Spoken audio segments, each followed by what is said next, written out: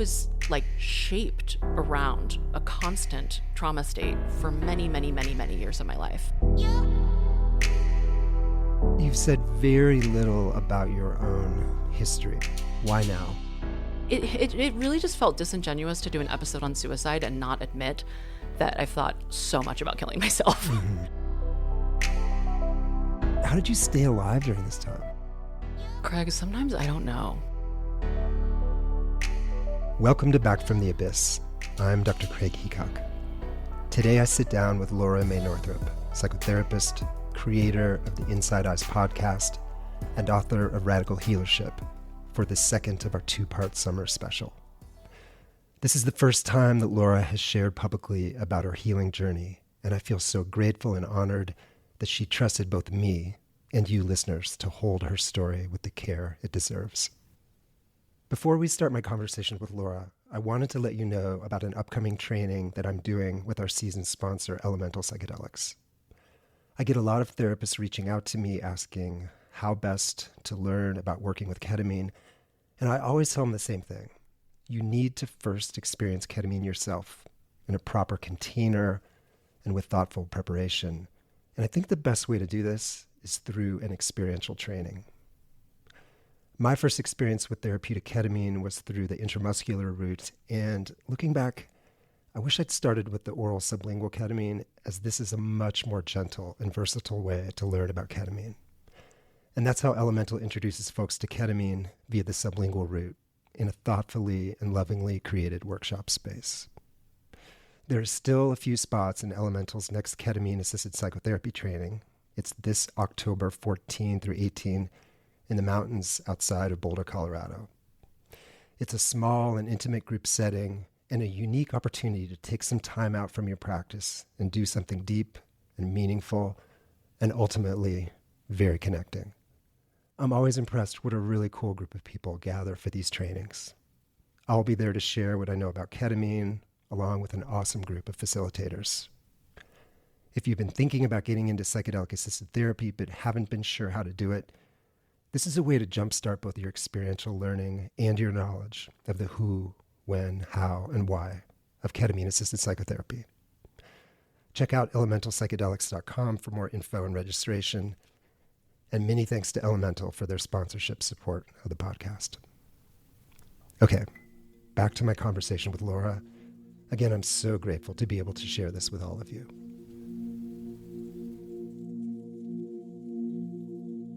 I'm here today with Laura Mae Northrup, podcaster, author, psychotherapist, and the very first person to do the Back from the Abyss Psychedelic Summer Special 4 years ago, 2022. Laura, it's really great to be back with you. Thank you. Thank you for having me. Yeah. 4 years ago, we met in a dear friend's house in Lafayette, California. And now we're at my house, 2026. And a few months ago when I was planning the Psychedelic Summer Special, I thought, who do I want to get? And I was looking who'd been on before and thinking about potential people. And I thought, I want to have Laura back. And I didn't know what we were going to talk about. And I reached out to you and you agreed. So as I was kind of mulling over topics, you reached out to me and said, hey, on season 2 of Inside Eyes, I'm going to release an episode where I'm going to start to kind of tell my story for the first time, just like put my toe in the water.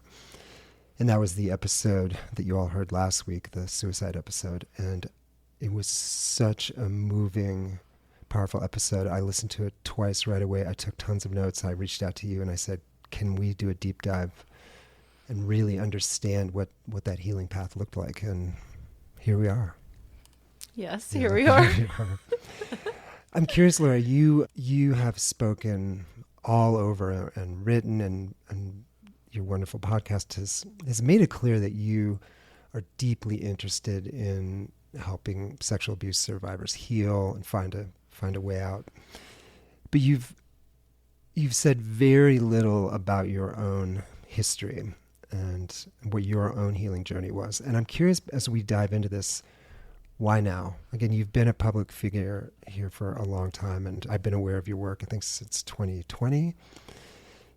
And yet now it sounds like the first time in my awareness that you're ready to start really talking about what that healing journey looked like. Yeah, it's a great question. And it is true. Everything you're saying is true. I've put a lot of work out and spoken a lot and I have a lot to say, and I do often kind of keep my own experience pretty private. In my book, Radical Healership, I like spoke a little bit more about myself, and that felt really vulnerable. And it was a little bit of a toe dipping in the water. You know, it wasn't about sexual violence. It was just kind of about me personally, just some sections of the book.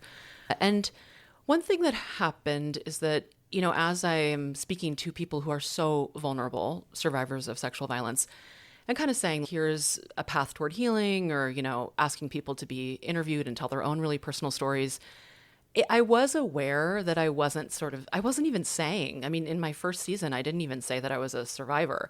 I think a lot of people probably surmise that, but it felt not disingenuous, but kind of important just to say, hey, like, I really understand. I'm a part of this community, and to not sort of just like hide behind the microphone or kind of hide behind the podium. In part, like, so that people could understand where I'm coming from and feel more connected. But yeah, it just felt more in integrity. But I really didn't feel ready yet. And maybe we'll get into a little bit more about why that is. You know, I think some of it does tie into being a survivor and just having lived with so little protection at different times in my life. And part of my healing path has been really learning how to protect myself. And sometimes that's meant like being not overprotective, but just needing a lot more protection. So not exposing myself, not sharing my story in circumstances where I don't know how I would feel about how people are responding. And then I think also some of it has been because, and I talk a little bit about in the suicide episode about ways people have responded when I have shared just interpersonally. So, you know, there's a lot tied up in being a survivor that informs not speaking publicly about it. But at this point, I feel more able to sort of be in the nuance of protection and to navigate more challenging responses to my experience and who I am. And I feel like I have a really valuable story and a lot of wisdom that's come through my healing process. And so that's kind of why I decided to share that episode. And I also just, it really just felt disingenuous to do an episode on suicide and not admit that I've thought so much about killing myself. Mm-hmm. It just felt like this is the truth, and this is where I'm coming from. And a lot of the wisdom in that episode very specifically is, you know, some of the wisdom that I share about surviving sexual violence has to do with my clinical work. But that episode is, so much of it is about just my own path of having to really pull myself out of that place. Mm-hmm. How early did that begin? It sounded like in the episode that it went all the way back to you being a little girl.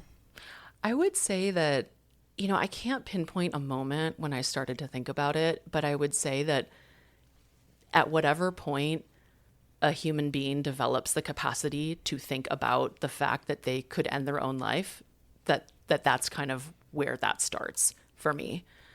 I also had, this is a little bit later, so I was definitely thinking about suicide earlier on, but I had a family member kill themselves, and that really kind of brought that a little bit more forward in my mind.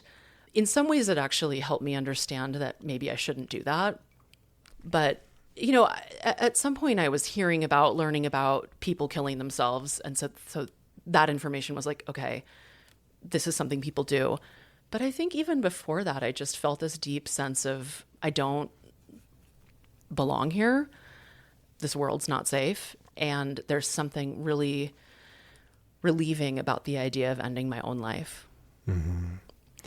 Was that something that you kept secret as a girl, as an adolescent? You know, imagining you, let's say pre-age 15, is this sort of this secret, I don't want to say fantasy, but obsession, like if I have to, like if I need to get out of this pain, I have this option?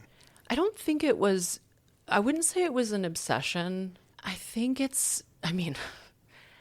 in some ways it's a trauma response. Mm-hmm.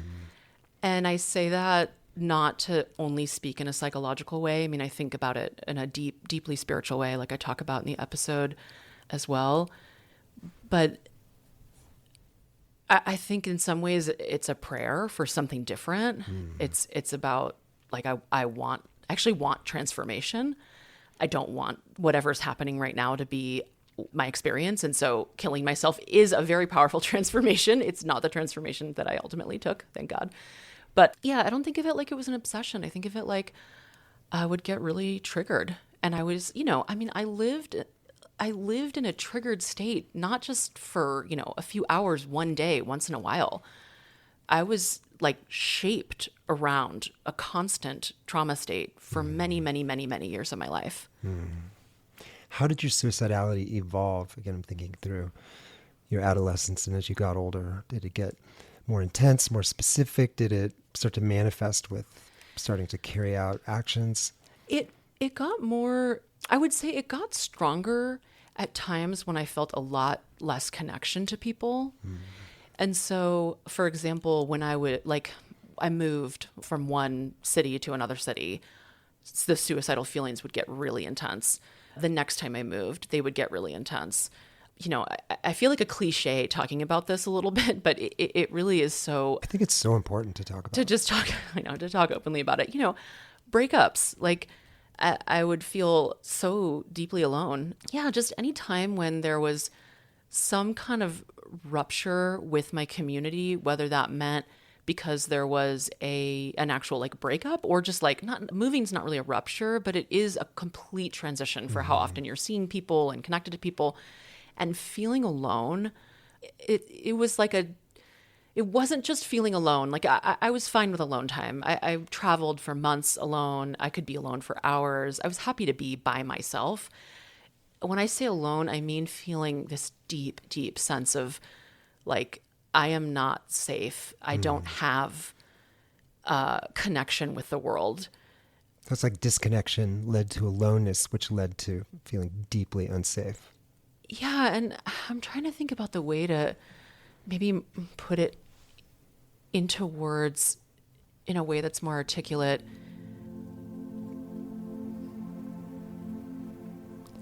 There's a pain. There's a pain that comes with that aloneness, and it's really tied up in shame. It's really tied up in just feeling like some moment that I'm living through is never going to get better. It's tragic, and I'm like held there, and I'll never get out of it. And I'll never experience like love.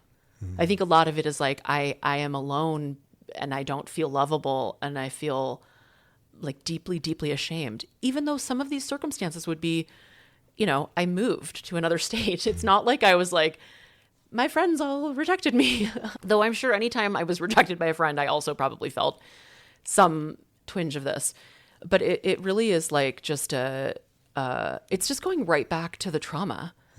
And even though I'm not thinking necessarily always about the sexual violence, which I think sometimes I was, but even if I wasn't thinking about the sexual violence, there is a place inside there was like a pathway to get there, and isolation led me there. And it's a place where it's so tied up in being abused.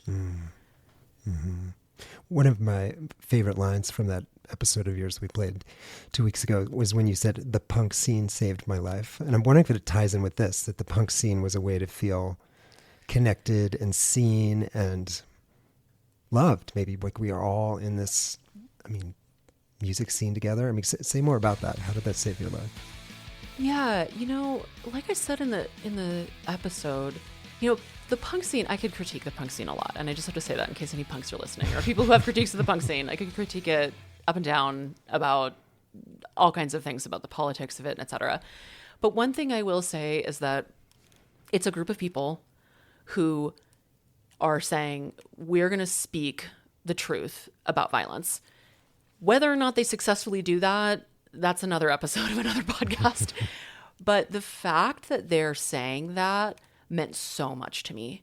I lived with, so one thing that's about my experience that is maybe sometimes a little bit unique, I think a lot of survivors live in kind of a question of like, did something happen to me? I don't know. Or I know something happened, but I'm kind of like in periods, I forget that. I have, since the experience of being abused, known the entire time. So I've had a pretty intense relationship with it where I'm thinking about it every single day. As a child, I thought about it all the time. as a young adult, I thought about all the time. It wasn't until I did quite a bit of therapy that I would have days where I was like, I'm not thinking about that. And I had an experience, and this maybe kind of ties in with some of my deep need for protection and not sharing my story. You know, as a young person, I didn't know how to hold something so intense, and I didn't know about what it could do to another person to share it with them. And I also didn't understand what it could do to me to share it with someone else. And so at some point, I did open up to a peer when I was pretty young, and they told another friend, and that friend basically was bullying me with it and was making fun of me. And like, the making fun was kind of like, you're disgusting. And I know that, you know, when I look back, the friend that I told, I don't think she had obviously she didn't have the capacity. She was also a kid. And the friend who she told, you know, they didn't have the capacity to understand how to deal with that information. And so it's not like I'm kind of holding a grudge against them or anything. I just, you know, it really led me to a place of feeling like I cannot tell anyone. No, that's not safe. I can't tell friends, like no one's there for me. And so being in the punk scene, and, you know, in the punk scene also, again, lots of sexual violence in the punk scene, but there were also a lot of people who were speaking out about sexual violence and who were doing doing community responses. Like someone would say, like, you know, I was assaulted by this person in a band that's like really popular and everybody reveres this guy, and people would speak out publicly about it. And there would be kind of not necessarily the I'm not saying they had a perfect system, but there was at least some speaking to it. And that really meant something to me, even though I was still keeping my story really private, until I did start, you know, in the episode I talk about in my 20s, I kind of started talking to people.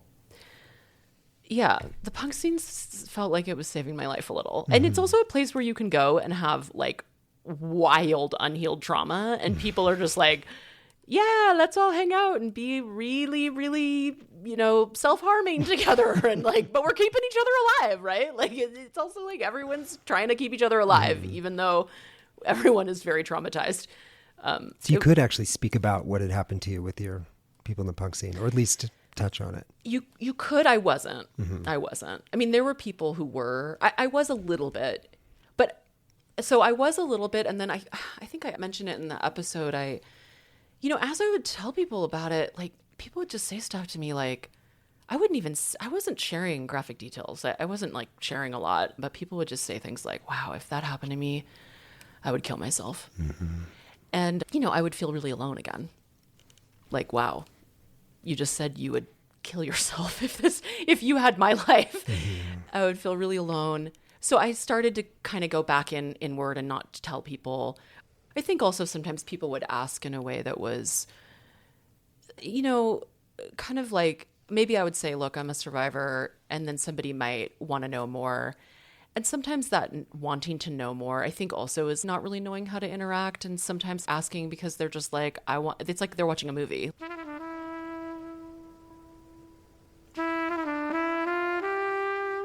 They're kind of like, I want to know the details. And I've just learned over time that I don't need to share that with people for a million reasons, but also out of my own self-protection. Yeah. How did you stay alive during this time? And again, we're going to get a little bit more into sort of moving into treatment, but why are you sitting here? Like, how did you make it? Craig, sometimes I don't know. Sometimes I honestly don't know.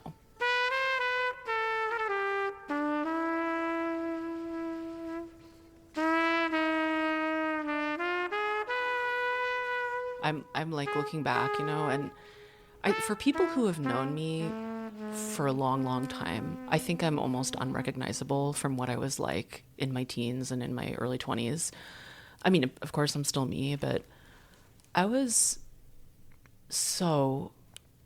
just so wounded and so fragmented. I lean into doing things. Like that's probably not surprising for people who follow my work. I kind of, some of how I kind of organize myself and like keep myself safe is like, I'm always doing something. So there's that.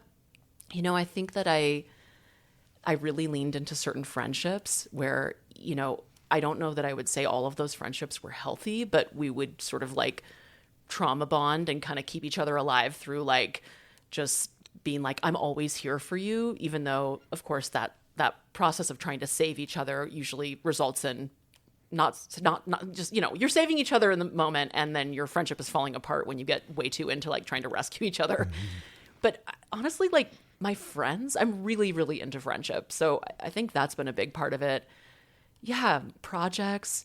I didn't have the money to go to therapy.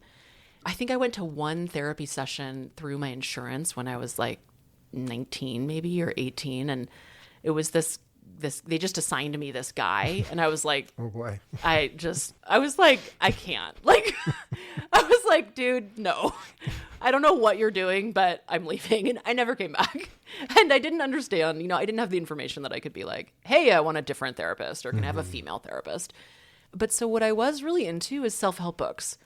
I was like, I'm going to read every self-help book I can. I did have like just a strong orientation toward healing. Mm-hmm. Do you remember, was there a book or two that really changed things for you or helped you? Yeah.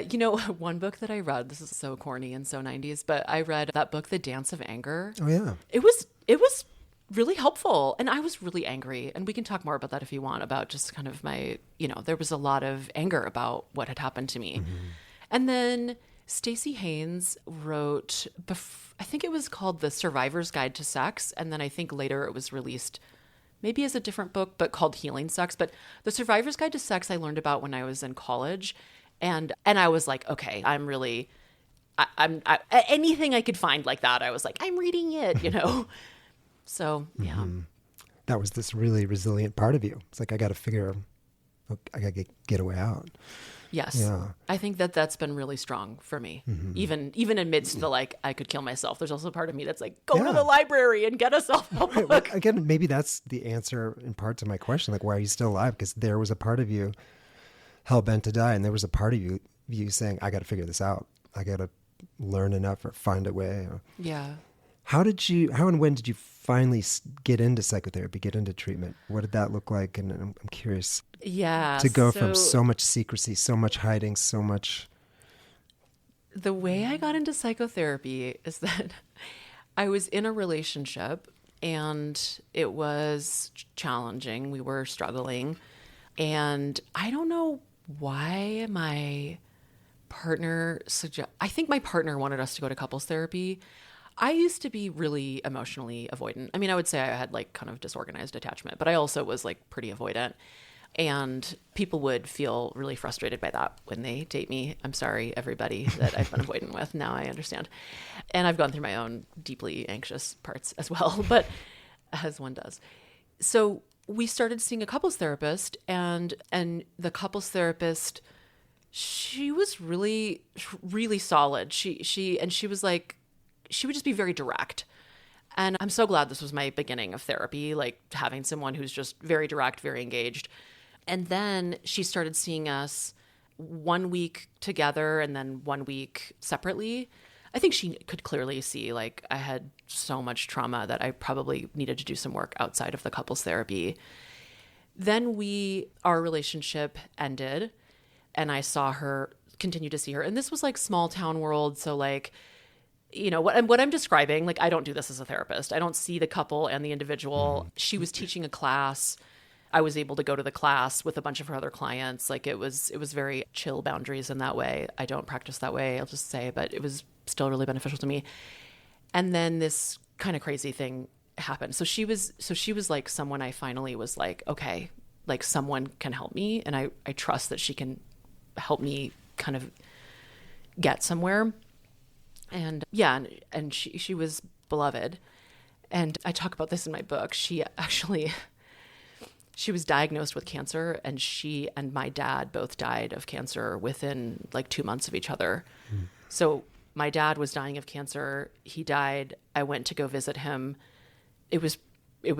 sorry, not visit him. I went to go when he had died, and it was really like a really challenging, upsetting experience for a million reasons. But I think it was like the day that I got back, or something like that week, I got a phone call from her where she basically was like, I'm dying, and I can't ever see you again because of it. That's how close. She had pancreatic cancer. But it did turn out the one thing that she did do is that she went to her class that she was teaching one more time. And so, I mean, it was wild. I was there with her, we're all sitting there with her. Of course, we're not doing any of the class material. We're all just like, you're going to die, and we're just here with you. And basically like knowing this is the last time we'll ever see you, and we're all extremely attached to you. That was how I started out going to therapy. And it was devastating, but it did, she really, I felt like she really was just like, Laura, you can keep going. Like she, even in her death, she was like, you can use this experience of me being present with you while I'm dying to process the fact that your dad like could not do this with you. And it was such a gift. And I feel like so much gratitude. It was such a beautiful experience to be with her in that process. Her memorial was incredible. I was like, okay, I'm in. Like, this terrible thing happened, but I'm in. I want to keep going to therapy. Gosh. How old were you when that happened? That was, I think I was 20. I think I was 27. No, 26. I think I was 26 when that happened. So that didn't spoil you for therapy? No. Yeah. No. In fact, I had the next therapist I had, I think, was really not very skilled. And then the next one I had was, I'm not going to say she wasn't skilled, but she was doing things like not showing up to the appointments. And I just want to say, for survivors listening, I think that was her way of saying to me, I don't have what it takes to help you through this. And I don't know how to say that. I don't know how to refer you to someone else. And so I'm just kind of failing you as a way to kind of like tell you, like, I can't hold the level of trauma that you've lived through and what's going on for you. But so even with those two not great experiences, I was like, I still want to go to therapy, and I want to become a therapist as well. I had been fascinated by therapy. I knew I wanted to become a therapist. Yeah, think if that therapist who died, if she knew that you were a therapist now, like what you're putting out in the world, that would just blow her away. I think about that because I remember there was another person that I knew. We all knew each other. We all had the same therapist, and I knew another person, and she gave all of her therapy books to that person when she died. And I remember feeling like, you don't see that I want those books, but I had never said it. And she actually gave me something else that from her office that I cherish, and it's still on my altar, that I think was actually maybe a little bit more appropriate for where I was at. It wasn't like become a therapist. It was like, here's this like magical, soft, felted, I'm not going to say exactly what it is, but just this really special little thing for you to comfort yourself with. Wow. Thank you for sharing that story. Wow. As you moved forward in therapy, what got better? What didn't? I wonder if you have some stories or anecdotes about maybe key things that happened with therapists that helped you learn to regulate or connect or trust, and also maybe conversely some things that rocked the boat that were not helpful. Yeah. So then I was like, I think I'm going to become a therapist. I'm queer. Like, it's like queers often, I feel like the gays are just like, I'm either going to be a teacher or a therapist. We're just like, we don't want to harm the world, but we do need to have an income. So this is common. And that's another thing is like queer people are very focused on, it's very normalized to go to therapy. And so that was also, I think, a way that I kind of like was clear that therapy was just very normalized in my social world. So I decided to become a therapist. I moved to California. I mentioned in the episode that everyone has listened to that, it freaked me out to move to California because the Bay Bridge for me, or not the Bay Bridge, sorry, the Golden Gate Bridge was like this kind of symbol of people killing themselves. And I felt this like intense, so I knew that moving was going to be really dysregulating to me. And I felt this like intense draw to like, I'm just like a few transit rides away from being able to jump off that bridge. And so I moved to California. I'm like suicidally depressed, to be honest. I mean, I just was like, I don't feel enough connection, even though I lived with people that I knew. And you're in therapy at this time? So I wasn't quite yet.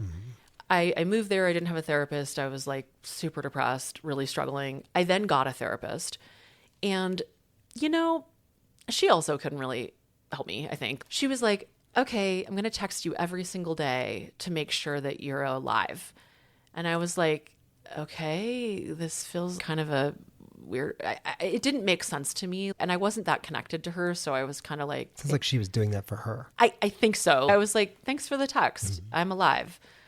I also was like, texting was not really, it wasn't like super, I don't know, it wasn't speaking to me. Like I wasn't like, oh, you texted.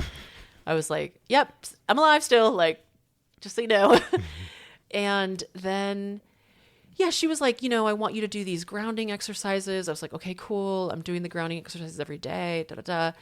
And I went into the therapy and I was like, hey, I'm really struggling. Like, I'm not okay. I think about killing myself all the time. I'm really struggling. And she kind of, what would the generous word be? I want to say she flipped out on me, but I would say she just kind of lost herself a little bit. She was like, you know, you're in here and you're not even reporting to me how you feel in your body, and you don't do your grounding exercises, and you know, you're not getting helped, like you're not doing enough. And I was like, I do my grounding exercises every single day. I didn't know that, like, I could update you on that. I thought I had. I guess I don't talk about it every single session. And I was like, I guess I didn't know that I should tell you what I'm feeling in my body. You haven't asked, you know. I just kind of was like, whoa, where's this coming from? And anyway, she kind of calmed down and she was like, you know, when I'm in here with you, all I'm trying to do is just be calm. Like, I am just rooting into the earth, trying to calm down. Not working. Because, well, and I was like, okay, I have a really dysregulated nervous system and you specialize in PTSD. I'm sorry that you need to ground so much. I don't know. At this point, I also wasn't, you know, I wasn't a therapist yet. I was going to go to school, but I was like, this is kind of unhinged. That's the word I want to use. It was a little unhinged. And so then she was like, okay, well, we need to have another session to process this. And I was like, I think we should actually need to end. This is not, I don't even know what this is, but this isn't therapy to talk to me like this, which I don't, the part of me that knew that to not go back, I'm thankful for, because, you know, I've gone back in many other circumstances, gone back to moments where I'm like, probably I should walk away right now. But I think probably because I had to pay for it. It wasn't like just a friend or someone I was dating. I was like, I am walking away from this shit. I'm not paying more to process the fact that you kind of just not blew up, but really kind of went way too hard. So I left that therapy and I felt afraid to leave and not have another therapist. But I searched and I searched and I searched online. I was like, I'm gonna find someone. I am specifically searching for sexual abuse. I am going to find somebody who really I don't even want a referral at this point. I'm going to find the person who says on their website. And I found a therapist. I happened to run into someone at like an event who actually also saw that therapist and was like, this therapist is really good. And I just started seeing this person, and right away I was like, I'm suicidal. And right away the therapist was like, okay, well, let's talk about what that is. What are you imagining that's going to do for you? Let's think about this in a much bigger transpersonal lens of the spiritual significance of wanting to take your own life. And she just wasn't freaked out by me. She just had, and you know, she has immense capacity, and that's the therapist I still see. And this is, I mean, we're on many years in. And I love that term, immense capacity, because right, I think to work with somebody who's super dysregulated, super traumatized, you need immense capacity. You do. And because I think what you dysregulated your other therapist, you just sort of shot that into them and they lost their minds. Like one fled and the other attacked you. Yeah. But this woman could take whatever you brought into the room. Yeah. And when I say that, she had boundaries. she wasn't like, oh, I'll just take whatever. She was like, great, here's how this is going to work. And, at different points, if I behaved in the therapy in a way that was challenging, like I remember we had a conflict at one point and I thought she had lied to me about something. And I was like, you lied to me. And she was like, look, I need you to be able to be generous with me right now. We need to be able to really hear each other out. And, most of the times when you have conflict with people in the world, a lot of people aren't grounded enough to say, like, let's calm it down. I hear that you're so upset, but we need to be able to think through this together. And I need you to stop telling me I'm a liar. Like, I need you to come to me with a lot of generosity and we're going to sort this out. And it turned out that she was not a liar. She had not lied to me, but there was this kind of complex thing that had happened that kind of made it feel like somehow together we had a big misunderstanding. And we were able to work through it. So she clearly has lots of boundaries, and she, the kind of therapist I am today, I think has a lot to do with working with someone who has an immense capacity and also can really just invite someone who is very, very triggered and traumatized into a healthier interaction so that you can keep the relationship going. Because so much of what happens in therapy when people are really traumatized is that they can interact with a therapy in such a way that the therapist is like, this isn't working, or I can't work with you. And I think it's okay to say, I can't work with you and I need to refer you to someone else. So that's how I kind of ended up in therapy. And I mean, she helped me so much. The suicidal ideation went down a lot by just talking with her and having someone be very real about it with me. And then, it just takes a long time, but having a relationship with someone where I was like, I actually trust you. I really trust you. I trust you to hold me, and I trust you to tell me when I'm crossing a line or I need to come to you with a different, like not bring so much of my anger toward you or whatever the thing is. And not that I was like wildly angry at her, but in that situation where I was like, you're lying to me. Why'd you lie to me? Just being like, hey, something did happen. I don't know what it is, but I need you to really show up with a lot of graciousness with me. What got better with her and what didn't? Yeah, because I did go to psychedelics eventually, so something wasn't getting better. Way more grounded, able to trust somebody, able to open up to somebody, able to just feel like someone is in my corner, which is huge. Huge. Yeah. There's no words to describe how important it is to feel like you've got somebody who believes you and cares about you and is just really committed. She was so committed.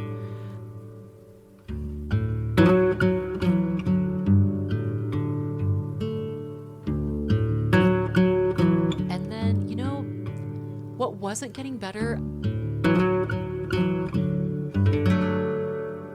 My therapist was pointing out to me that there were these kind of stories I would tell or these kind of scenarios I would get into where I would keep having the same reaction.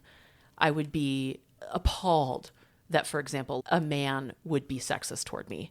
I would be like, you wouldn't believe what happened and he did this and this and it was so messed up. And my therapist was like, I believe you. That sounds terrible. I absolutely believe you. Men do things like that all the time. But she was like, there's a way that you are appalled or shocked by it every time, even though it's actually really common.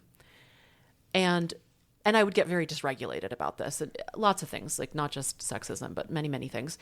And I started to look more deeply at that, at the way that I would be so hurt or angry or just unable to let go of how incredibly harmful and harming people can be in the world. And I was having a really hard time being in relationship to other people, like being in romantic relationships. I was really, really struggling with that.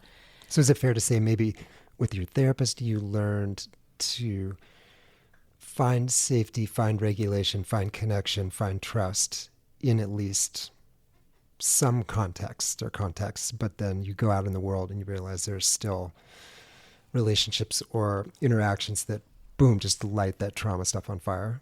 Yes, exactly. Light that trauma stuff on fire. And also looking back, I'm like, someone would do something that clearly indicated this is not somebody to get close to. I would ignore it. I would be dissociated from it. I would get closer and closer and closer. And then at some point, that behavior that was small when we first met would get big, because that often happens with people. And I would be like, how dare this person do this really awful thing to me? And it was like, okay, first of all, you knew that from the first time you met this person. It's not that shocking. I was reliving my trauma in so many different ways. So yes, that was happening. And I was really feeling distressed about just like, and this is a thing. Any survivors listening, you all know the way that sexual abuse and sexual trauma in general affects interpersonal relationships is like, it's happening. It affects every moment of it, every day of your life to varying degrees. So I went and saw this person who was kind of like maybe she was some kind of energy worker. She was, I guess I would say, I can't remember exactly what she did was called, but it's sort of in that realm. I was feeling a lot of desperation at this point of just, I want more healing. I'm still suffering so much. Yes, I'm not trying to kill myself, but I'm suffering. And you're working as a therapist now at this point. Yes, Craig, yeah. I am so vulnerable to talk about. Yes, I am. I'm working. Yes. I mean, therapists can be, I know some amazing therapists who are struggling with some really serious stuff as we speak, and they're doing great work as far as I can tell. I know. It's just so vulnerable to talk about. I hope my clients aren't listening. So in fact, please don't, you all, if you're listening, please stop. So basically I went to this energy worker, and she was like, all right, got me on the table. And she was like, whoa. And I didn't really say that much about my life, but she was like, wow, something. Okay. And I was like, what's going on? She was like, I can't even get into your energy field, basically. She's just in so many words. She was like, there's just this terrified child, and I can't get past that. And I was like, okay, thank you very much. And, I was like, hey, look, I'm really suffering. I just was like, I don't know what to do. What do you recommend? And she was like, you need to turn to psychedelic medicine. She just was like, look, this is what you're dealing with. I mean, was not just that. She said the energy work stuff, and then I kind of opened up a little bit. She was like, therapy is amazing. Meditation is incredible. All the work that you're doing is so, so helpful. But if you really want to move this, you need to take a different step. And I had already known about that kind of stuff, but she was like, you have to take a different step, and I can connect you. And I was like, great. The people she connected me to, I didn't feel so, I was kind of like, I don't know about this. But, I was connected enough that I just kind of put my feelers out. Actually, it was so funny. I ran into somebody at the grocery store that I hadn't seen in a while. And I was like, hey, what's up? I'm thinking about taking psychedelics to heal my intense trauma. And the person was like, funny you should ask. I have a really good recommendation for you. We're just at the grocery store. I was like, thank you very much. So that launched that. That launched that. And what did your therapist think? Oh, I'm sure my therapist was just like, hell yeah, let's go. Okay. Yeah. My therapist was like, no, I live in California. Yeah. They're just like, all right. So pretty quickly I went ahead and dove in, and But you went in blind. Season 2 of Inside Eyes is all about how do you find your path through healing with entheogens and psychedelics. You had no path, right? You just met someone at the grocery store and like, go here. I'm so curious about what those early experiences were, what seemed hopeful and promising, and maybe what did not go so well. Yeah, let's see. Well, pretty early on, I want to say it was just a few kind of experiences in. I had a pretty profound experience that I'll talk a little bit about. And I also want to say that at first it was just like, can I feel safe in this environment? I know a lot of people are like, I'm going to go take a psychedelic and have the most profound experience of my life. That was not what was happening for me at first. It was like, I am terrified and I don't know if I trust these people. I don't know if I'm safe. So my first couple experiences were a lot about just like, I need to kind of ground in and feel safe. And I'm so glad that my system knew that, and that I wasn't just sort of plunging into the depths of trauma healing. But pretty soon I did have a really transformative experience, and I'll share that the intention that I went in with was basically I just said, I don't want to be this angry. I don't want to be angry anymore. And that anger is kind of some of that stuff I was talking about, that my therapist would be like, you're so enraged and shocked by people causing harm, even though it's pretty normal. And I'll just say, she wasn't saying, oh, you shouldn't have a response. But my response might be more like, oh, that breaks my heart. That shouldn't happen. I don't like that. I'm angry about that, as opposed to, I am so dysregulated by this. This is, I'm losing my mind over the fact that someone would do this. And I'm trying to, if I know the person who's doing it, I'm trying to argue with them about it. I'm trying to kind of like convince people not to be like, it's just like, okay, like you're not going to suddenly control the circumstances of your life in such a way that someone's going to be like, oh, I shouldn't have assaulted your friend. Anyway, so I went in, I was like, I just basically don't want to be this angry. I'm going real basic on that. I don't want to be so angry. And what happened in that experience was absolutely life-changing. How do I describe this? I felt my body live through the full fear response from being assaulted, but I didn't feel afraid. So I think you disconnected it, almost like disconnected the fear from the feeling. It was like the medicine was saying, you have to, and I'm a somatic therapist, right? So I this is how I view it, as like your body still needs to go through this response. At the time, you were dissociated. The violence starts, you're totally frozen, you're so checked out. But your body was in so much fear, and you're going to live through that full somatic reaction. But the blessing of this in the medicine space was you don't actually have to feel any of the fear. So I was like hyperventilating. My whole body was like shaking, and I could feel, and it was wild because I could feel the medicine saying, you're okay. Your whole body is going to go into the kind of fear response someone goes into when they're being sexually assaulted, but you're actually not going to feel terrified. You just have to let your body like flow and do the full movement. And I mean, it was so profound. And in a way, it felt incredible. It felt like my body was getting free. And so I went deep into this whole process. It was really, really intense, and also not that long. It was intense, but it's effective. Like, it's wild how psychedelics and entheogens, I mean, it's like, it's effective. I got through it in not even that much time. And then I just remember sitting up and looking out and seeing like this horizon, like a valley with mountains and then the sky.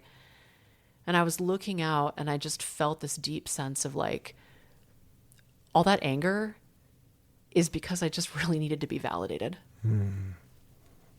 And validated at a very, very deep level. And I felt in that moment, through all of the somatic fear stuff that I was working on, and then just sitting there, I felt more than I have ever felt in my life, that I know what happened to me, and I don't really need anyone else to understand it or to validate it. I mean, of course, that's lovely, but like, I felt that deep sense of self-validation. It feels crazy to say this. I just don't feel as angry. I can say like that was many years ago, and I just don't feel, of course I can get triggered. I can get angry. That can happen. But the amount of relief I felt from my daily life of just being able to calm down and be like, I know that what I'm experiencing is real. When someone does something to me in the world and I don't like it, I don't have to be in this shocked, I have to tell my therapist about this and I'm so angry. I could just immediately self-validate, like, whoa, what the fuck was that? No, that person just sexually harassed me on the subway. Like, this is disgusting. Gross. Yeah. But it doesn't, it's like I can move on from it. Do you have a sense why that journey was so important? Was it just that you were kind of ready? Was it something about the therapist? Was it something about the preparation? Was it something about the medicine itself, or a mix of all those? Because clearly this session I think this so epitomizes what psychedelic assisted therapy can do, like literally change things in this tectonic way. But Again, I wonder if there's anything we can say about looking back at why that session, or is this, again, part of the unknowable mystery of this work that sometimes things shift profoundly and we don't really know why? I think it's partly unknowable. I would be overstepping to say, I know exactly why. It's like, whoa, you get into this world and you're like, no, actually, it's a mystery. Mm-hmm. But I do think I had done a lot of prep. I had done years of therapy at that point. And I also was trained as a therapist, and I was also trained as a somatic therapist. So and I trained in sensory motor psychotherapy. So doing all of those somatic movements, I was like, okay, I'm locked in. Like, the wisdom is in here. And I'm not questioning this. I'm just like, let's do it. I also had those, multiple experiences where I was just kind of working on trusting the space. But this is a reason that I'm really, really big into emphasizing the importance of preparation when I'm talking to people about doing this kind of work, because the big healing is not just the psychedelic experience. Mm-hmm. It's your ability to surrender so deeply. And I do think, one of the things I'm working on with people when we're in preparation phase is like peeling back the onion layers and really supporting them to be able to get as much healing as they can before they go into that psychedelic journey, because I think it actually just helps the journey go a lot deeper. And there are some things you can heal in therapy. And then there are some things that, I would argue you might need to call in the mystery to get the work done. And while it's fine to do that healing work in the mystery zone, in the medicine zone, the stuff that can also happen in therapy, when you do it in therapy, I think it just helps you dive so much deeper. So I think I was just really prepared. I also think that my system, that same part of me that was like reading self-help books at 17, like that nobody was saying, read the self-help book. I was like, I don't know how I found the Dance of Anger, but I was like, I'm going to check this out. That part of me is like, I'm a very like, let's get the job done kind of person. And I think that part of me also comes online in medicine space. Like since then I've had much more challenging journeys. That journey was not that challenging. It was intense, but I've had journeys since then where I'm just hanging on for dear life and I feel like I'm dying. I've also died in a journey before, had the experience of it, but I've had journeys where I'm just sitting there praying basically and saying, do whatever it takes. I want the healing that bad. And all I have to do right now is know that I'm still alive and I'm still breathing. And whatever needs to happen in this journey, I'm willing and I surrender. So that's my style. Yeah, no, I think that makes a lot of sense.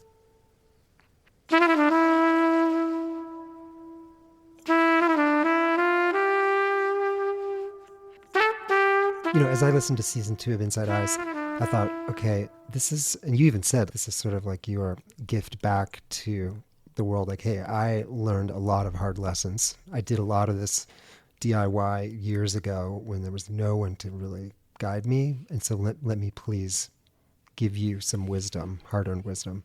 I'm wondering, are there things that come to mind that you really wish you had known before you started down the psychedelic pathway?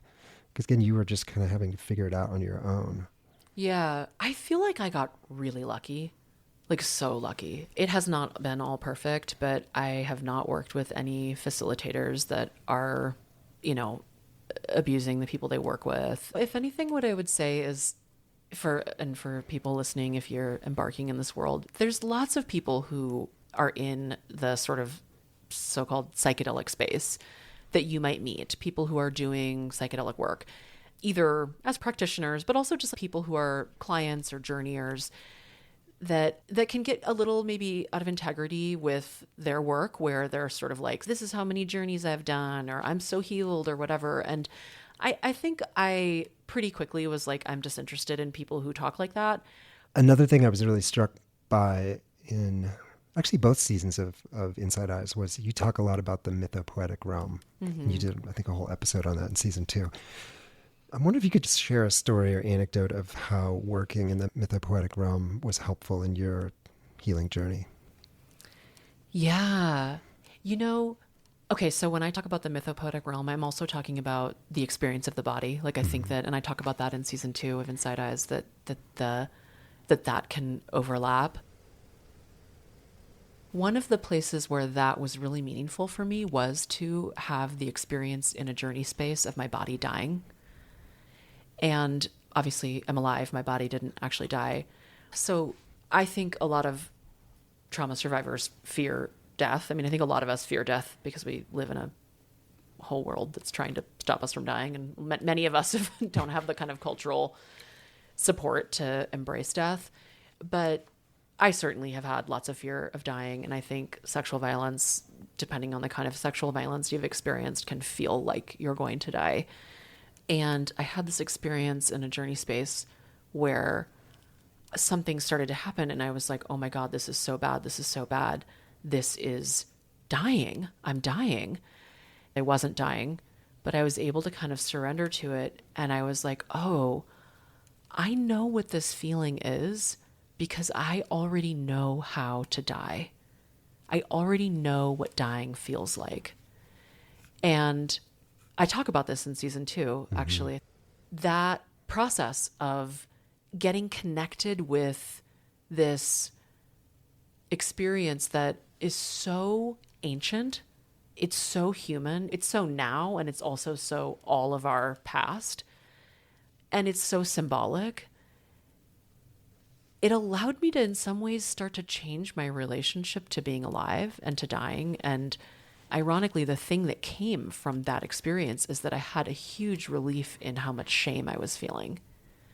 It's wild how these medicines work, that you'll be like, okay, like I take the medicine and then this thing that has plagued me for decades, I'm suddenly having a totally different relationship to it. But I really think about that as a very symbolic experience. It wasn't an insight. It wasn't like, oh, insight, I need to talk to this family member about this thing. It wasn't a bunch of emotions that I just really needed to have. It was, in some ways you could argue it was a somatic experience that I might have needed to go through in order to process trauma. But I would say it was just a really symbolic experience of tapping into this theme or this energy that we all have to experience and all have experienced throughout our lives of what does it feel like to die, and what is death doing for us, and what is the connection between shame and death. I mean, I really felt that. I think deep shame can feel like dying. And somehow having this process of feeling my body die a couple times in this journey relieved immense shame for me. I'm curious, through your psychedelic and enthean journey, how did your relationship with spirituality and kind of your awareness of greater energies and forces, how did that change? Oh, immensely. I wrote about this in Radical Healership. I grew up in an environment that was very atheist, very, if you believe in God, your head's not on right. And I talk a bunch about how just thinking about that culturally and in context of colonization and et cetera, et cetera. So I kind of go in on that in that book. But, you know, I think that I'm really deeply spiritual in nature. I think I have a lot of just inclination towards being in the mystery and being very curious about deep questions. I would say before my experiences with psychedelics, I was curious and I was kind of dabbling in that a little bit. I also was calling it philosophy. I was like, oh, I'm interested in philosophical questions, which is like, whatever, a way of saying I'm interested in spiritual questions. The experience of tapping into such powerful forces that I cannot explain what they're doing. Yeah, that just totally transformed. I was like, whoa, there are forces in the universe that are so profound that we do not understand, and that are, I mean, now I have a whole kind of spiritual lens, and kind of I understand what I mean when I say the word God, and it's so expansive and mysterious and not an individual. I don't even necessarily use the term a lot, but I feel my spirituality just exploded into a place where it just started to make a lot more sense, and just felt it's so essential to my own life and healing path. But I also think, and I always struggle when I say this because I really don't want people to think I'm saying be religious, even though I'm not anti-religion. I'm not trying to say that's the answer, but we are spiritual beings. And I think spirituality is an important part of our existence, and to reject it flat out, I think is it produces an unwellness in us. Mm-hmm. I have so many patients ask me, how does ketamine work or how do mushrooms work? And I'm thinking of this question, these greater energies and forces of spirituality. And I believe, as you do, that part of the way these work is sort of beyond words and it's beyond us, and it involves forces and energies that are incredibly difficult to describe. Yeah, that's the great mystery, right? I mean, this is a question in the psychedelics field all the time. Yes, it's like, how does it work? And it's like, okay, we're studying the brain. Okay, like this is what we see lighting up. Okay, we know this, that. I mean, and all of that is amazing. And I'm just like, we don't really know. Yeah, it's really just blah, blah, blah, blah. Yeah, it's so profound. We can't know. Yeah. Yeah, and that's part of it. I mean, I think the surrendering to the mystery is this essential part of being alive and being, and in some ways, like being well.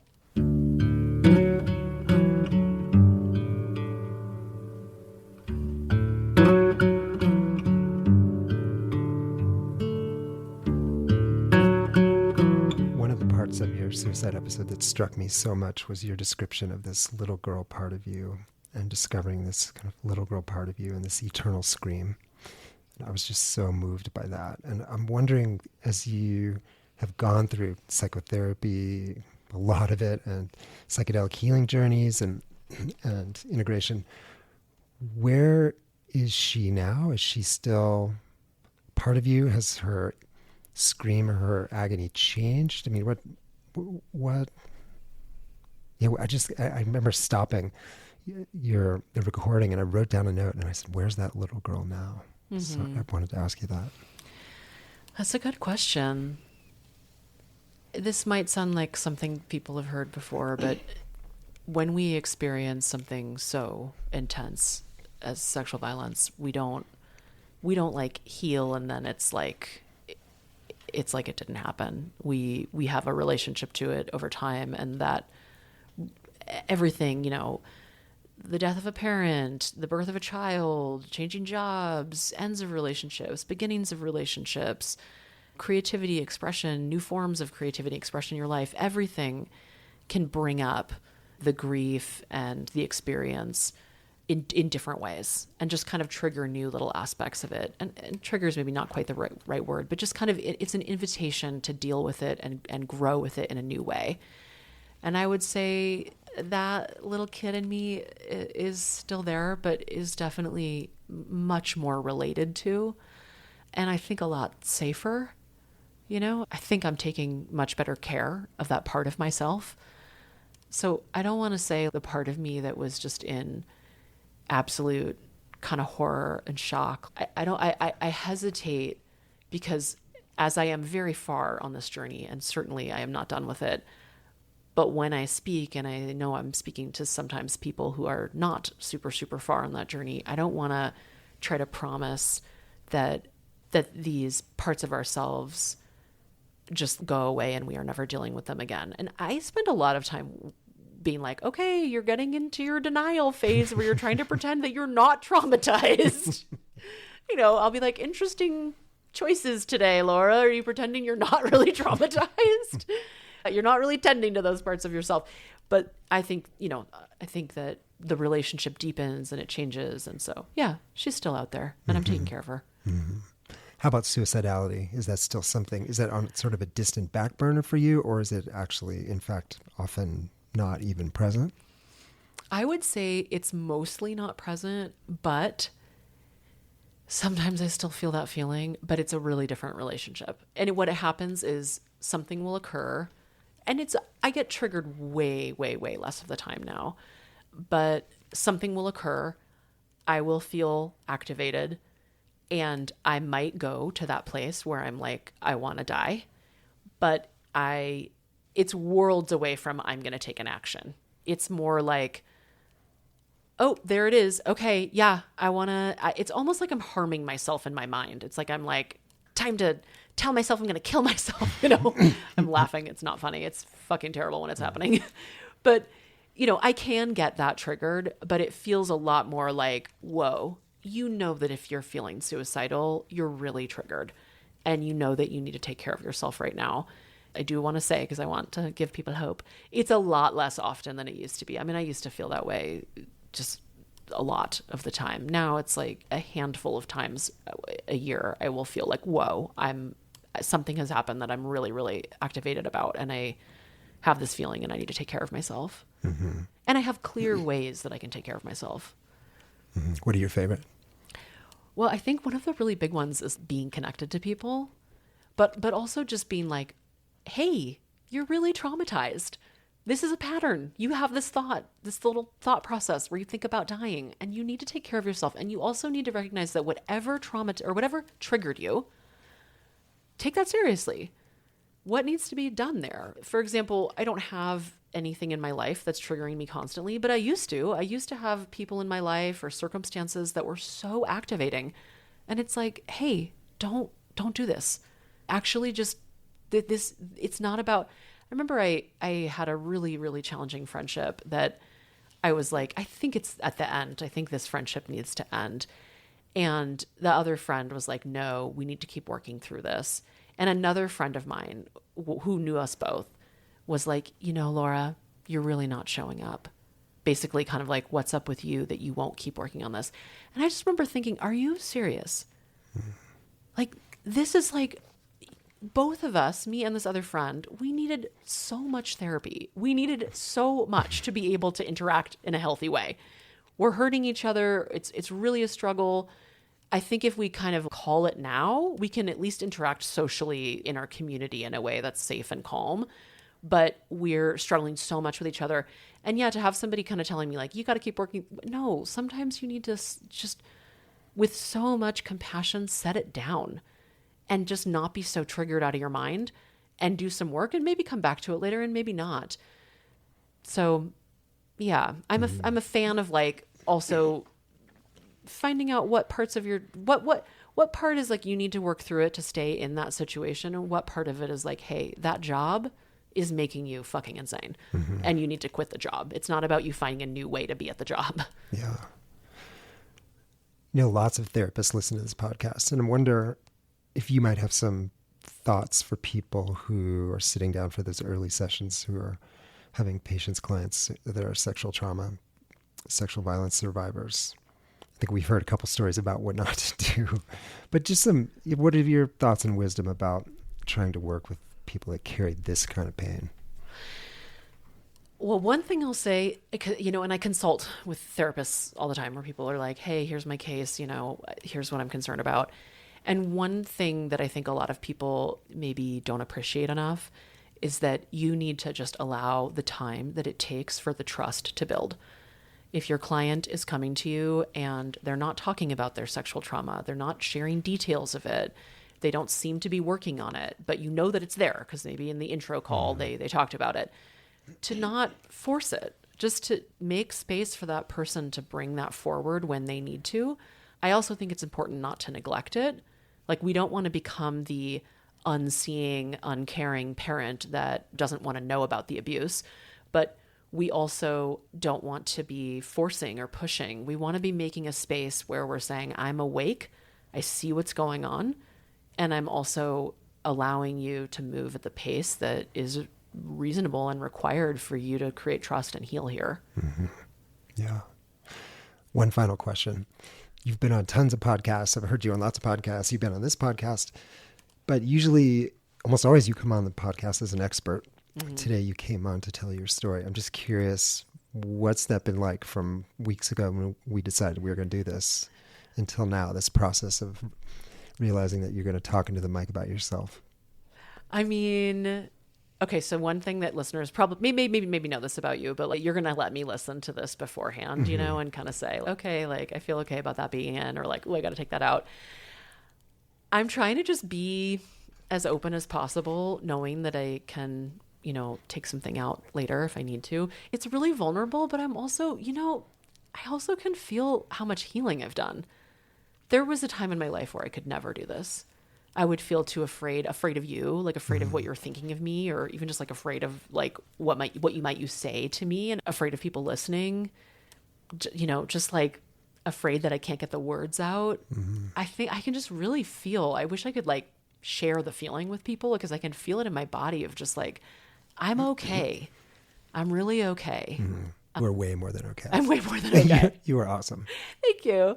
Yeah, it's a really lovely feeling. And I was nervous about this interview, but I also was tracking like not that nervous, not as nervous as I've been more nervous to go on as an expert and talk about something. Yeah, I just feel more than ever so grounded in like anybody who is going to have a reaction to me that's like, you know, whatever, you're being, you know, telling a sob story or you don't deserve this, whatever, just any kind of, I'm just like, that's you, my friend. Like I am very clear about myself. Yeah. And that clarity, and I'm pretty sure nobody who listens to this podcast will have that reaction. Being like, oh, look at you talking about yourself so much. Yeah. So it's a really good feeling to just feel a lot more grounded and a lot safer in myself and a lot more like, yeah, able again, like, you know, if you were to say something in this interview that was like so judgmental of me that I could say like, I don't like that. Or like, I can't even imagine what that I want to leave this, you know, I don't want to be in this interview. And just to trust myself because, you know, like I've had a lot of people say a lot of crazy shit to me that I've just not, I felt so afraid that I just go along with it, or I just kind of get quiet and retreat into myself. And I'm like, I'm getting out of here when I can. It feels amazing just to feel, and then, of course, it's not perfect, everybody. Like I'm still traumatized, but it feels amazing to just feel so much more trust in myself. Yeah. I mean, I experience you as someone with a lot of joy.